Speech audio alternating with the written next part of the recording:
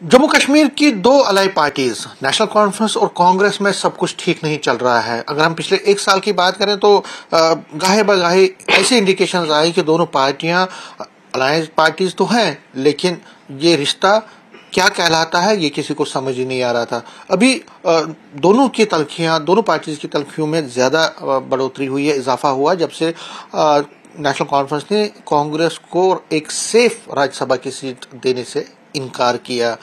उसके बाद कांग्रेस ने भी पलटवार किया और नगरोटा की सीट पर चुनाव लड़ने से इनकार कर दिया। ये आखिर चल क्या रहा है दोनों पार्टीज के बीच? ये जो रिश्ता है इसको क्या कहेंगे? ये रिश्ता एक्चुअल में क्या कहलाता है? और ये जो तलखी है दोनों पार्टीज के बीच में, ये इतनी बढ़ क्यों गई है? इस पर बात करने के लिए मेरे साथ हैं पॉलिटिकल एक्सपर्ट, जाने माने पॉलिटिकल एक्सपर्ट जम्मू कश्मीर के सुहेल काजमी। काजमी साहब, न्यूज़ 18 से बात करने के लिए आपका शुक्रिया। मेरा सवाल सीधा और स्ट्रेट है, ये रिश्ता क्या कहलाता है कांग्रेस और नेशनल कॉन्फ्रेंस? बट साहब, जो भी रिश्ते मजबूरी के बनते हैं, सियासत जो है हर दिन नया दिन होता है सियासत में, और जो रिश्ते मजबूरियों से बनते हैं उन रिश्तों की कोई मियाद नहीं होती, कोई उम्र नहीं होती है। आज के समीकरण में वो जब अलायंस हुआ था तो वो मजबूरी में अलायंस था, किसी को पता नहीं था कि जम्मू कश्मीर में कौन जीतेगा कौन हारेगा। कभी मोदी वेव थी, कभी पोलराइज सिचुएशन थी, लेकिन चलिए उनको उनकी सीटें मिली और उमर साहब को लीड मिली और वो आज लीड कर रहे हैं। अब समीकरण क्या कहता है? स्टेट भी, यूनियन टेरिटरी भी चलानी है, लोगों के एस्पायरेशंस पे भी खरा उतरना है, और उसमें समीकरण क्या बनता है? समीकरण बनता है अपना वजूद जो है नेशनल कॉन्फ्रेंस का वो मजबूत हो, और उनकी ट्यूनिंग जो है मरकज के साथ, जो हमेशा हर सरकार की होती है, जिसकी मर्जी सरकार हो उसके साथ उसके साजगार माहौल पे काम हो। तो नेशनल कॉन्फ्रेंस उमर साहब उस पर काम कर रहा है, और उसका जो सक्सेस है उसको अभी दरबार मूव जो ये शुरुआत हुई, मैं समझता हूँ उसका क्रेडिट जो है उस मोहब्बत को जाता है जो कन्विंस कर पाई दिल्ली को कि दरबार मूव कितना इंपॉर्टेंट है, जम्मू के लिए ज्यादा और कश्मीर के लिए कम। तो ये चीजें जो है ये चलती रहती हैं, और अपना जनाधार मजबूत रहे, अपना जो पार्टी का जो कैडर है वो मजबूत रहे, और ये कांग्रेस भी करती है, वो करती है। लेकिन इस वक्त जो माहौल है वो बेटर इसलिए रहेगा कि भारतीय जनता पार्टी और नेशनल कॉन्फ्रेंस की ट्यूनिंग जो है किसी तरह अच्छे साजगार माहौल में रहे, उनके लिए भी बेटर है, जम्मू कश्मीर के लिए भी बेटर है और नेशनल कॉन्फ्रेंस के लिए भी बेटर है। तो आपको आपके कहने का ये मतलब मैं समझूं कि नेशनल कॉन्फ्रेंस एक्चुअल में कांग्रेस को इसलिए तरजीह नहीं दे रही है क्योंकि वो चाहती है कि बीजेपी को खुश करना, क्योंकि नेशनली कांग्रेस और बीजेपी की आपस में राइवलरी है, तो कहीं ना कहीं दोनों में से वो इस वक्त बीजेपी की तरफ ही ज्यादा हाथ बढ़ा रही है।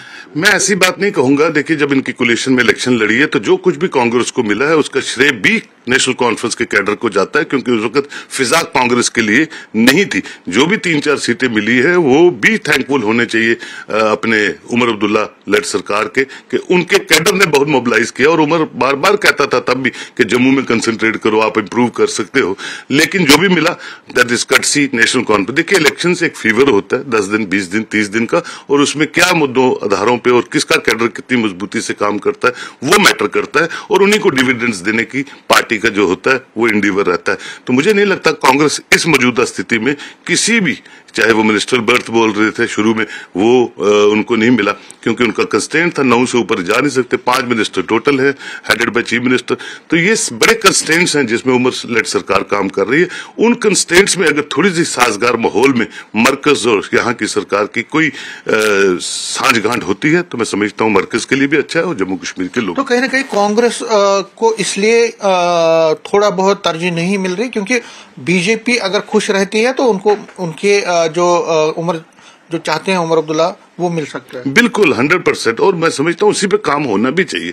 देखिए, लोगों ने इतना खुल के खूबसूरत मैंडेट दिया है, उसको सलाम दिल्ली को भी करना चाहिए और जम्मू कश्मीर की सरकार को भी करना चाहिए। कभी कुर्सी आती है कभी नहीं आती है। कांग्रेस को पेशेंटली ऑर्गेनाइजेशन स्ट्रक्चर को मजबूत करने की जरूरत है, जो आजाद साहब ने भी बहुत बार कहा जब वो पार्टी छोड़ी। और मैं भी कहता हूँ कि देखिए, ऑर्गेनाइजेशन है तो फिर इलेक्शंस भी हैं, फिर जीत हार भी है, और फिर सत्ता भी है, और फिर सत्ता की पावर कॉरिडोर्स को भी आप एंजॉय करते हैं। फिलहाल जो है कांग्रेस का शनि जो है वो डूबा हुआ है।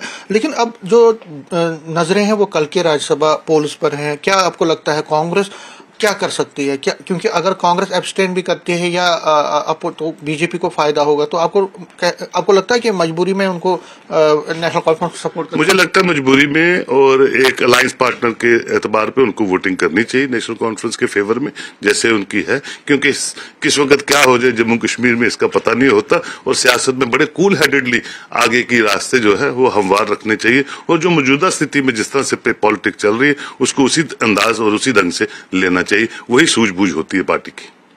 लास्ट में पूछना चाहूंगा आपको कि आगे की राह क्या समझते हैं दोनों पार्टीज के बीच? क्या ऐसा तो नहीं होगा कभी कि कांग्रेस खींच लेगी रास्ता, क्योंकि उनको लगता होगा कि कल स्टेटहुड आएगी तो कुछ ना कुछ तो मिलेगा। आपको लगता है कि उनके लिए मजबूरी है इस अलायंस में रहना? बिल्कुल, जम्मू कश्मीर में कांग्रेस की मजबूरी है, और अगर वो पीएजीडी खत्म होने के बाद कुछ चीजों पे वो सहमति नहीं भी बनाते हैं तो नेशनल कॉन्फ्रेंस को फर्क नहीं पड़ेगा मौजूदा स्थिति में। लेकिन अगर कोऑर्डिनेटेड वे में कुछ इश्यूज पे ज्वाइंटली काम करे तो दोनों पार्टीज को फायदा हो सकता है। ये बड़े कंस्ट्रेंट्स हैं जिसमें उमर लेड सरकार काम कर रही है।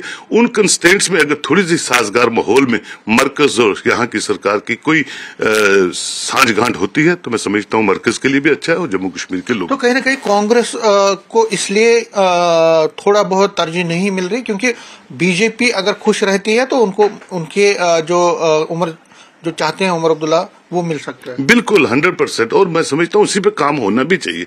देखिए, लोगों ने इतना खुल के खूबसूरत मैंडेट दिया है, उसको सलाम दिल्ली को भी करना चाहिए और जम्मू कश्मीर की सरकार को भी करना चाहिए। कभी कुर्सी आती है, कभी नहीं आती। कांग्रेस को पेशेंटली ऑर्गेनाइजेशन स्ट्रक्चर को मजबूत करने की जरूरत है, जो आजाद साहब ने भी बहुत बार कहा जब वो पार्टी छोड़ी। और मैं भी कहता हूँ कि देखिए, ऑर्गेनाइजेशन है तो फिर इलेक्शंस भी हैं, फिर जीत हार भी है, और फिर सत्ता भी है, और फिर सत्ता की पावर कॉरिडोर्स को भी आप एंजॉय करते हैं। फिलहाल जो है कांग्रेस का शनि जो है वो डूबा हुआ है।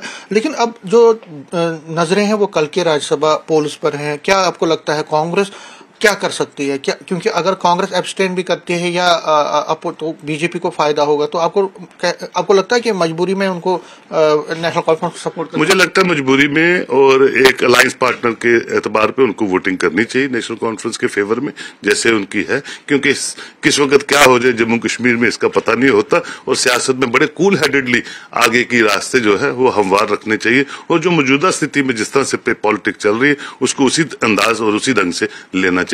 वही सूझबूझ होती है पार्टी की। लास्ट में पूछना चाहूंगा आपको कि आगे की राह क्या समझते हैं दोनों पार्टीज के बीच? क्या ऐसा तो नहीं होगा कभी कि कांग्रेस खींच लेगी रास्ता, क्योंकि उनको लगता होगा कि कल स्टेटहुड आएगी तो कुछ ना कुछ तो मिलेगा। आपको लगता है कि उनके लिए मजबूरी है इस अलायंस में रहना? बिल्कुल, जम्मू कश्मीर में कांग्रेस की मजबूरी है, और अगर वो पीएजीडी खत्म होने के बाद कुछ चीजों पे वो सहमति नहीं भी बनाते हैं तो नेशनल कॉन्फ्रेंस को फर्क नहीं पड़ेगा मौजूदा स्थिति में। लेकिन अगर कोऑर्डिनेटेड वे में कुछ इश्यूज पे ज्वाइंटली काम करे तो दोनों पार्टीज को फायदा हो सकता है। न्यूज़ 18 थैंक यू के लिए शुक्रिया। कैमरामैन साहिबा के साथ में समीर भट्ट, न्यूज़ 18 जम्मू।